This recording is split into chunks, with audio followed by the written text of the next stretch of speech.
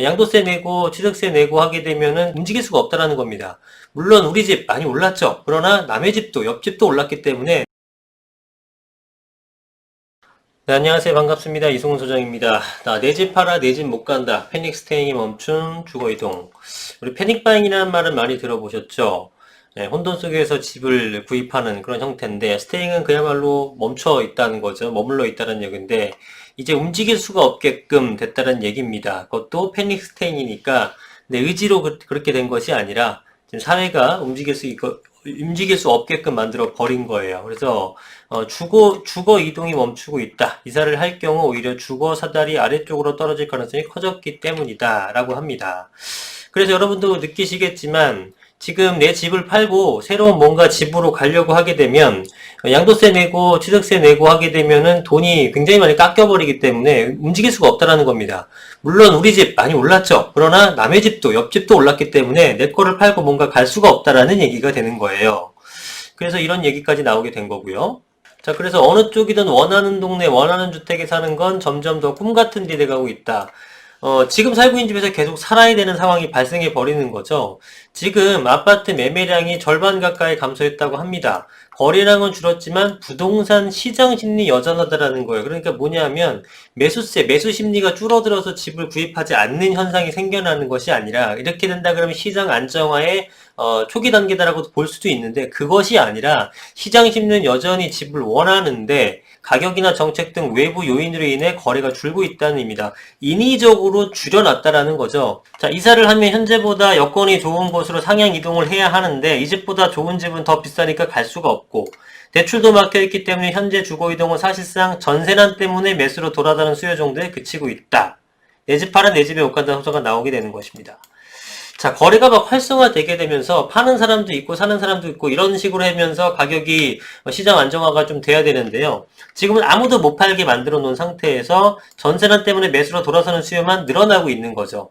영끌한다고 하죠. 이러다 보니까 거래량이 없는 와중에 신고가가 속출하는 거예요. 자, 지금 김현미 장관이 임대차 3법은 집이 사람 사는 곳이라는 사회적 합의로 이룬 소중한 성과, 말은 참 좋은데 이런 의미 없는 어떤 표현 하지 말고요. 누가 합의를 했습니까? 이거에 대해서 정부가 일방적으로 밀어붙였고 지금 그 부작용에 대해서는 국민의 유탄을 전부 다 막고 있는 상황 아니겠습니까? 근데 사회적 합의로 소중한 성과라고 아직도 이렇게 표현을 하고 있습니다. 이것 때문에 고통받는 사람들이 얼마나 많은데. 자, 이 와중에 그래프를 보시게 되면은 비규제 지역도 아파트값 상승률이 계속 올라가고 있고요.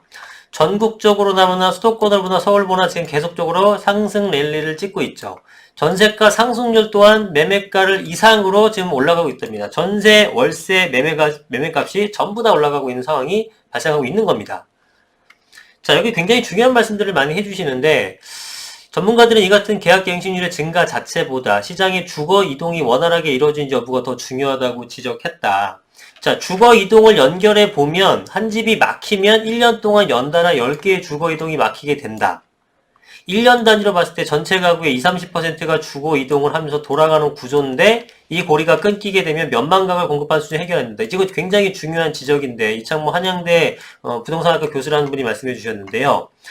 자, 보세요. 1년 단위로 봤을 때 전체 가구의 20, 30%, 그러니까 중간점을 한 25% 보게 되면은 4명 중에 1명 정도는 이사를 간다는 겁니다. 1년에 한 번씩. 그러면은 1년에 25%씩 이사 가게 되면 4년 정도면은 한 번씩 다 이사 간다는 거잖아요. 그러니까 쉽게 얘기해서 평균적으로 4년에 한 번 정도 이사를 간다는 뜻입니다. 한 가정이.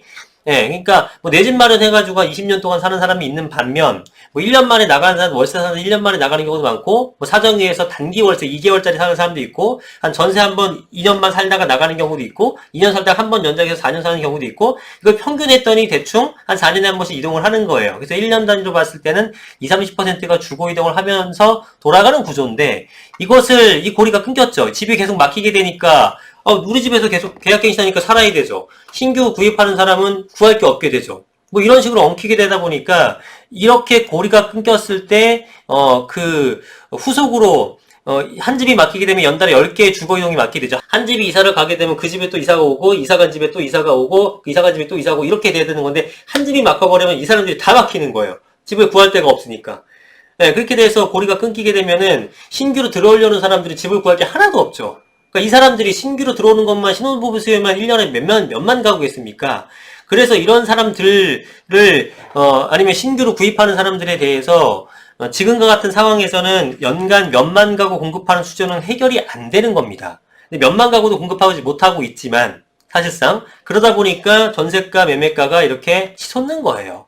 그죠? 정부 알고 있죠. 문제 해결을 빨리 해야 돼요.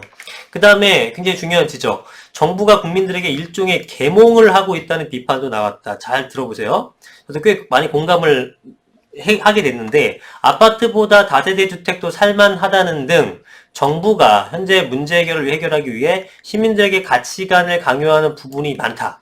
어떤 집에 머무를지, 한 집에 어느 정도 머무를지 등은 정부가 선택할 일이 아닌 거죠. 네가 그 집에서 내가 2년만 살든 4년만 살든 6년을 살든 이사를 가든 빌라를 살든 아파트를 사든 그건 거주 이전의 자유는 그 각각의 개인한테 있고 국민한테 있는 거지. 빌라도 좋으니까 빌라 살아라. 2년 아니라 4년 동안 머물러라. 뭐 이런 식으로 하는 거는 웃기는 거죠, 사실은. 그죠? 예, 자유의지를 박탈하는 거죠. 누구 애취급하는 것도 아니고. 그래서 이런 부분은 문제가 있다라는 거고, 실제로 그걸로 인해서 많은 부작용이 생겨나고 있다라는 겁니다. 그래서 지금 현재 기존 주거지에서 같은 수준의 새 주거지로 이전하기가 어려워지면서 집주인과 세입자 간 갈등, 거래 절벽에 따른 동맥경화, 이로 인한 가격 상승 등 시장 왜곡이 일어나는 것이다. 아파트 공급이나 임대차 3법 원상복구 등 원인에 부합한 대책을 내놓아야 한다고 매일같이 강조하고 전문가나 뭐 유관기관 관계자들이 얘기를 하는데도 불구하고 듣고 있지를 않죠. 그래서 해결법이 있는데 그 해결법을 놔두고 다른 곳에서 찾아서 햄질식으로 하다 보니까 지금 계속 이렇게 문제가 지속되고 있는 겁니다. 예, 패닉 스테인. 예, 여러분도 한번 잘 생각해 보시기 바랍니다. 오늘 영상 여기까지 하겠습니다. 감사합니다.